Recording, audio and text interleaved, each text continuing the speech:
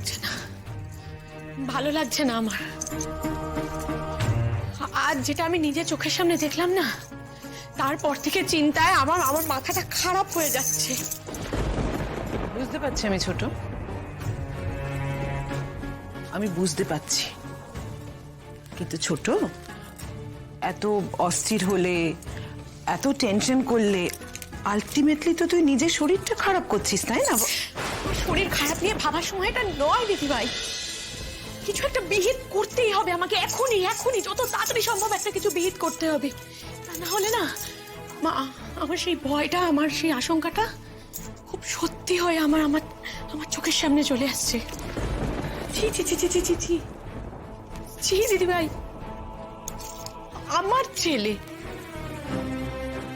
ছেলেকে নিয়ে কখনো এরকম একটা বিষয় উঠবে, আমার মাথায় কখনো এই বিষয়ে ভাবনা থাকবে আমার কৃষ্ণকে নিয়ে, এটা না আমি দুঃস্বপ্নেও ভাবিনি গো। তো তোমার মনে আছে দিদিভাই, লাজু যেদিন প্রথম এই বাড়িতে এসেছিল আমার মন কু ডেকেছিল,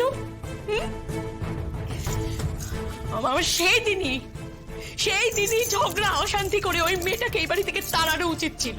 একটা রাতের জন্য ওকে এই বাড়িতে ঠাঁই দেওয়া আমার উচিত হয়নি, আশ্রয় দেওয়া উচিত হয়নি। আরে ছোট ছোট, তুই তো সেই প্রথম দিনের চিন্তা টেনে এনে মাথাটা ভার করছিস নিজের। দেখ তখন কি হয়েছিল, কি পরিস্থিতি ছিল, সেই নিরিখে তো আজকের দিনটা বিচার করা যায় না। ছোট, এই কটা দিনে অনেক কিছু তো বদলেছে। কিচ্ছু বদলায়নি দিদি ভাই, ওই মেয়েটা এখনো এই বাড়িতেই আছে, আমি পারিনি ওই মেয়েটাকে এই বাড়ি থেকে তাড়াতে। কৃষ্ণ আমার নারী ছেড়া ধর, আমার গর্ব, আমার অহংকার। তুমি তো জানো দিদি ভাই, আমি একা হাতে আমার দুটো ছেলে মেয়েকে মানুষ করেছি। তোমার দেওর সে তো চিরকালের একটা উদাসীন মানুষ,